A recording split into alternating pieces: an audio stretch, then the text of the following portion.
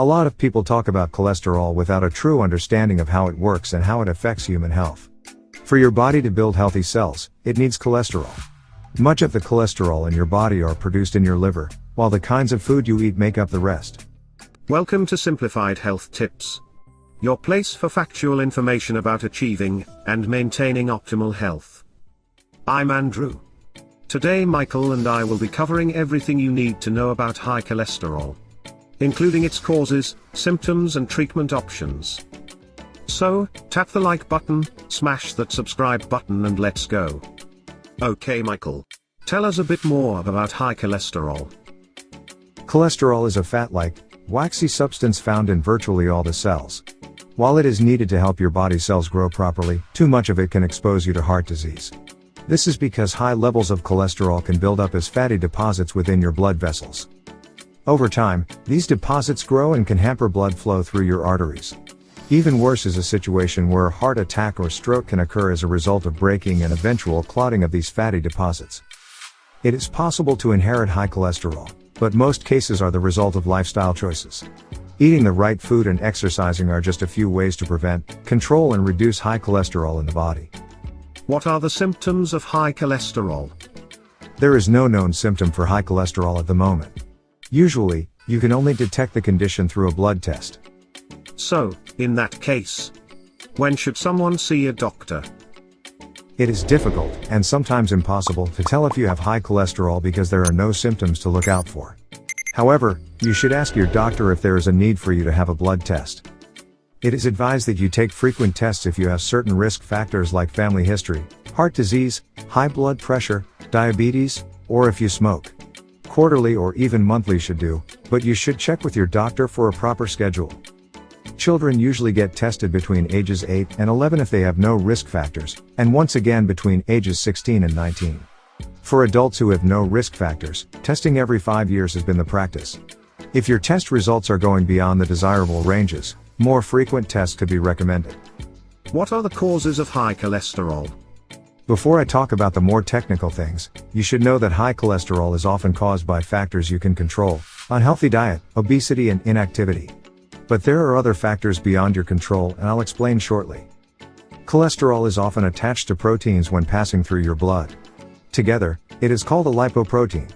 There are two major types of cholesterol, based on density. High-density lipoprotein, HDL, also known as good cholesterol because they pick up excess cholesterol in your blood and sends them back to your liver.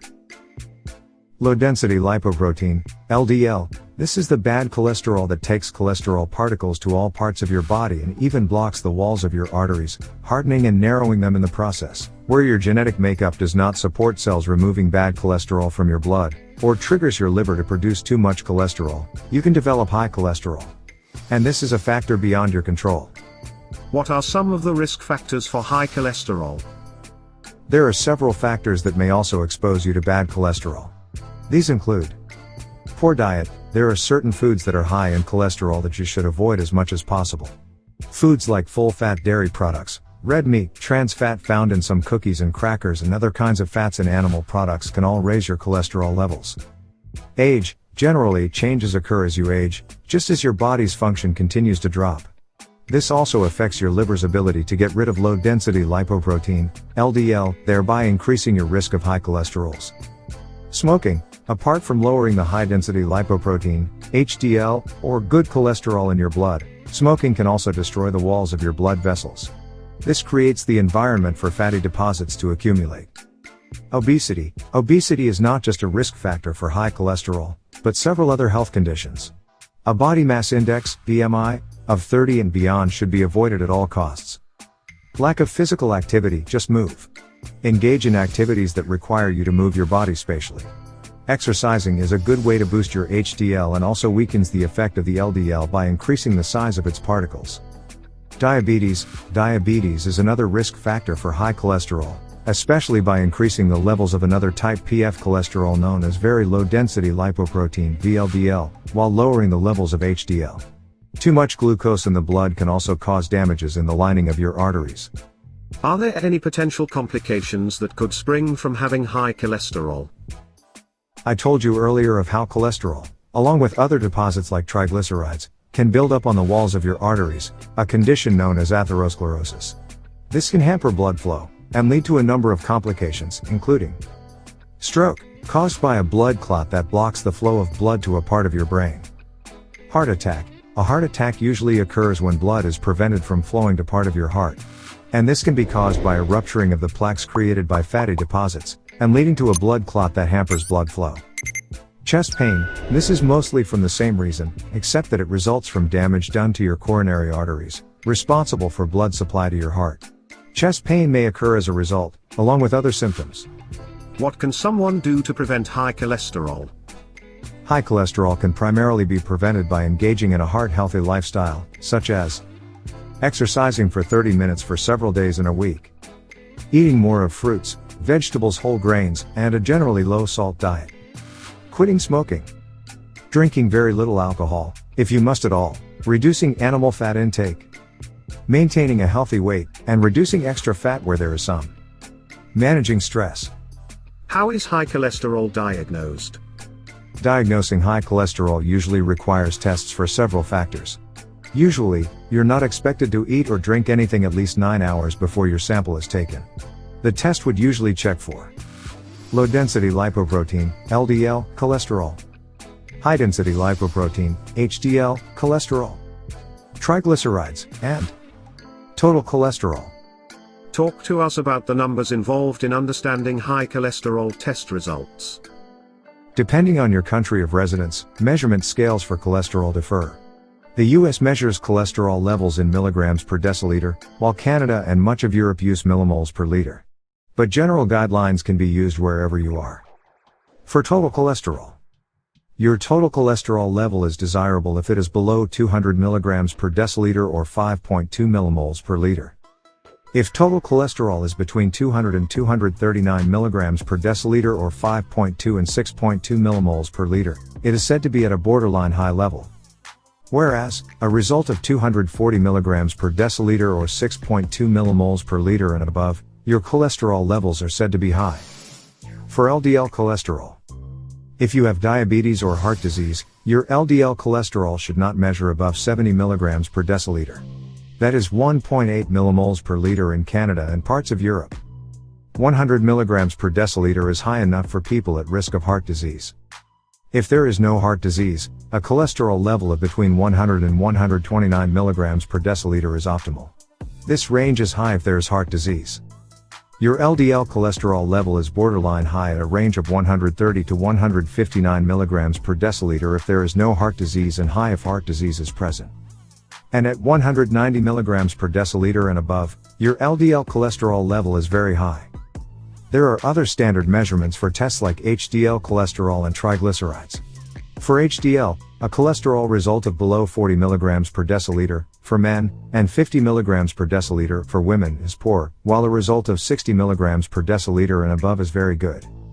According to the National Heart, Lung, and Blood Institute, children should have one cholesterol screening test between ages 9 and 11 and another between 17 and 21. Where there are risk factors like family history, heart disease, obesity or diabetes, earlier or more frequent testing will be needed. What are the available treatment options for someone with high cholesterol? Like I said earlier, lifestyle choices are the most common causes of high cholesterol. So, a change in your lifestyle should be the primary cause of action when treating high cholesterol. Adopting a healthy diet, exercising, quitting smoking, etc., are some changes you should make. If your cholesterol levels do not drop afterwards, medications may become necessary. Depending on your age, risk factor, health status and drug side effects, one of several medications may be prescribed, including cholesterol absorption inhibitors. Examples of this medication, such as ezetimibe, can be used along with other drugs. Its job is to reduce the absorption of dietary cholesterol. Statins like pravastatin, fluvastatin and rosuvastatin can do a number of things, from blocking a substance the liver needs to produce cholesterol to reabsorbing cholesterol already built up on the artery walls. This reduces cholesterol level and also reverses coronary artery disease. Injectable medications, there are different kinds for people with different underlying conditions. The PCSK9 inhibitors, recently introduced, can strengthen the liver to absorb more LDL cholesterol, which can then lower the amounts present in the blood. There are others like alirocumab, for for people whose high LDL levels are genetically related or with a history of coronary disease. There are some other bile acid binding resins which prompt the liver to use more cholesterol in the production of more bile acids, thereby reducing its levels in your blood. Are there side effects for these medications? The side effects of these medications are usually mild, and vary according to patient's tolerance. You may experience side effects such as muscle pains or damage, confusion or reversible memory loss when you use statins for instance. Just be sure to check with your doctor. A liver function test might also be required to check your liver's tolerance for medications.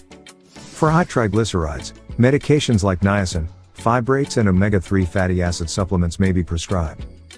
Thank you again, Michael, for helping our viewers better understand high cholesterol.